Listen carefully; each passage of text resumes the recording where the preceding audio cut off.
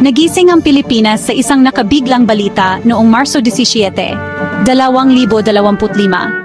Si Harry Roque, dating tagapagsalita ng Pangulo at dating matibay na tagapagtanggol ng administrasyon ni Rodrigo Duterte, ay nag-apply ng asylum sa Netherlands. This is presented to you by Education 4708. Just proceed to view the full content. Ang hindi inaasahang hakbang na ito ay lumikha ng malaking gulo sa politika ng Pilipinas at nagdulot ng mga katanungan tungkol sa katapatan, hustisya at ang kinabukasan ng mga legal na laban ng bansa sa pandaigdigang entablado. Ang paghingi ng asilom ni Roque ay dumating ilang araw lamang matapos ang pag-aresto kay Duterte ng International Criminal Court sa The Hague noong Marso 11, 2025. Si Roque, nakilala sa kanyang matapang na pananalita at walang sawang suporta kay Duterte, ay sinamahan ng kanyang dating amo sa Netherlands, tila handa ng magbigay ng isang masiglang depensa. Gayunpaman, ang kwento ay nagkaroon ng hindi inaasahang pagbabago. Si Roque, dahil sa takot sa persekusyong politikal, ay humingi ng kanlungan sa mismong bansang kung saan nakakulong si Duterte. Ang kabalintunaan ay hindi pinalampas ng mga nagmamasid na nagtatanong tungkol sa tiyempo at mga motibo sa likod ng desisyon ni Roque. Ang asylum, isang pangunahing karapatang pantao na nakasaad sa Batas Internasyonal, ay nag-aalok ng proteksyon sa mga individual na nahaharap sa persekusyon sa kanilang mga sariling bansa. Para maging kwalipikado para sa asilom, ang mga individual ay dapat magpakita ng makatwirang takot sa persekusyon batay sa lahi, relihiyon, nasyonalidad, opinyong politikal, o pagiging miyembro ng isang partikular na grupong panlipunan. Ang paghingi ng asilom ni Roque ay nakasalalay sa kanyang pagangkin ng persekusyong politikal. Ikinakatwiran niya na ang kanyang papel sa pagtanggol kay Duterte laban sa mga akusasyon ng ICC ay ginawa siyang target sa Pilipinas. Sinasabi niya na nahaharap siya sa mga banta sa kanyang kaligtasan at kalayaan, kaya imposibleng makabalik siya sa Pilipinas nang hindi isinasapanganib ang kanyang buhay. Hindi pa tiyak kung magtatagumpay ang paghingi ng asilom ni Roque. Maingat na susuriin ng mga autoridad ng Dutch ang kanyang kaso, titimbangin ang mga ebidensya, at susuriin ang kredibilidad ng kanyang mga pahayag. Napakahalaga ng ginampanan ni Harry Roque sa pagtatanggol kay Rodrigo Duterte laban sa mga akusasyon ng ICC. Bilang tagapagsalita ni Duterte, si Roque ang mukha at boses ng administrasyon, mariing ipinagtatanggol ang mga patakaran at aksyon nito sa pandaigdigang entablado. Ang legal na background at matalas na pag-iisip ni Roque ay ginawa siyang isang mabigat na tagapagtaguyod para kay Duterte, lalo na pagdating sa pag-iwas sa mga kritisismo at pagbabawas sa mga paratang ng pang-aabuso sa karapatang pantao. Ang diskarte sa pagtatanggol ni Roque ay nakasalalay ng husto sa paghamon sa jurisdiksyon ng ICC at pagpipinta sa internasyonal na korte bilang isang kasangkapan ng imperialismong kanluranin.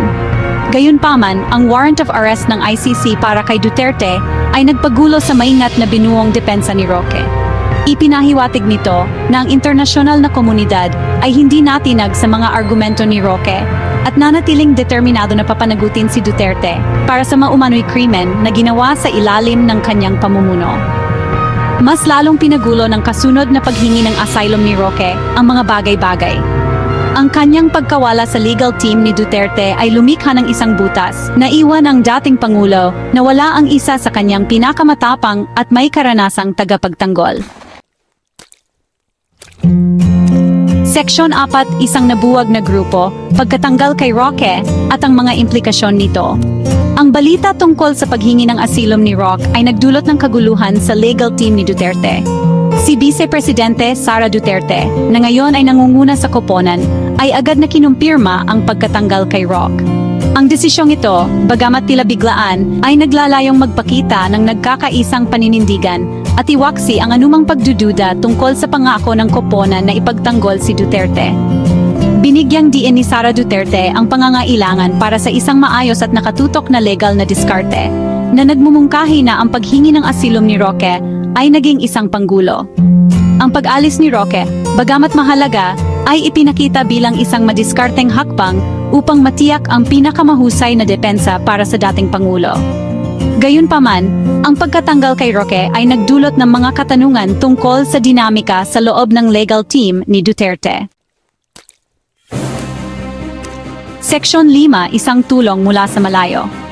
Sa kabila ng pagkatanggal niya sa legal team ni Duterte, maaring magpatuloy si Harry Roque sa pagsuporta sa kanyang dating amo mula sa malayo. Ang kaalaman ni Roque sa kaso, ang kanyang pag-unawa sa internasyonal na legal na tanawin, at ang kanyang karanasan sa paghubog ng opinyon ng publiko ay maaring maging mahahalagang asset kahit na mula sa labas ng formal na legal team. Ang isang paraan na maaring makatulong si Roque kay Duterte ay sa pamamagitan ng public relations at media advocacy. Si Roque, nakilala sa kanyang mga kasanayan sa komunikasyon at kakayahang kumonekta sa publiko, ay maaring gamitin ang kanyang plataforma upang makakuha ng suporta para kay Duterte at hamunin ang naratibo na nakapalibot sa kaso ng ICC. Maari siyang magbigay ng mga panayam, magsulat ng mga artikulo, at makisali sa mga pampublikong pagsasalita. Lahat ay naglalayong impluwensyahan ang opinyon ng publiko at makakuha ng simpatiya para kay Duterte. Ang isa pang paraan para sa patuloy na paglahok ni Roque ay maaring sa pamamagitan ng lobbying at diplomatikong pagsisikap. Maaring gamitin ni Roque ang kanyang network ng mga contact sa Pilipinas at sa ibang bansa upang magtipon ng suporta para kay Duterte at isulong ang kanyang paglaya.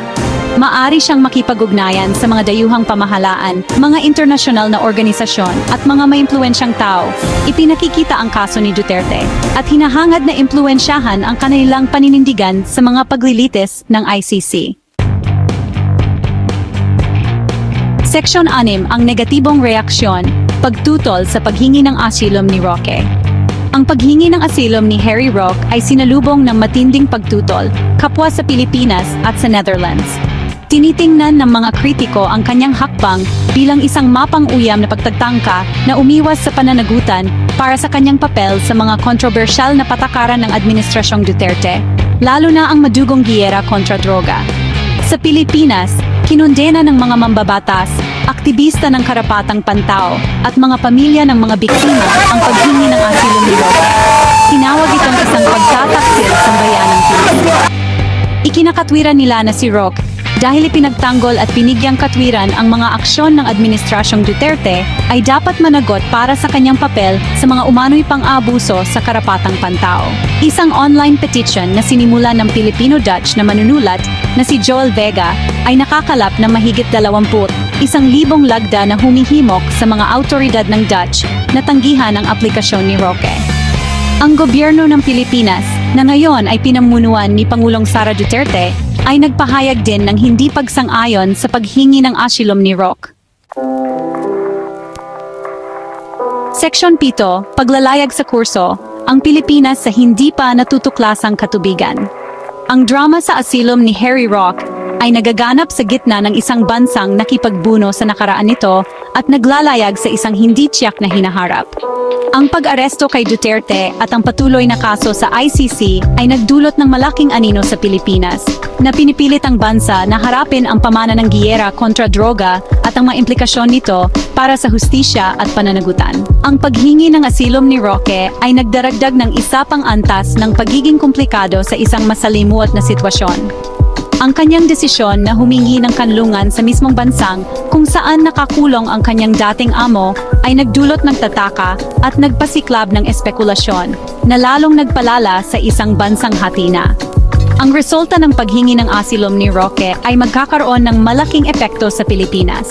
Kung bibigyan ng asilom, ang kaso ni Roque ay maaaring magtakda ng isang precedent para sa iba pang mga dating opisyal ni Duterte na nahaharap sa mga potensyal na legal na epekto na maaring makahadlang sa mga pagsisikap na papanagutin sila para sa kanilang mga aksyon.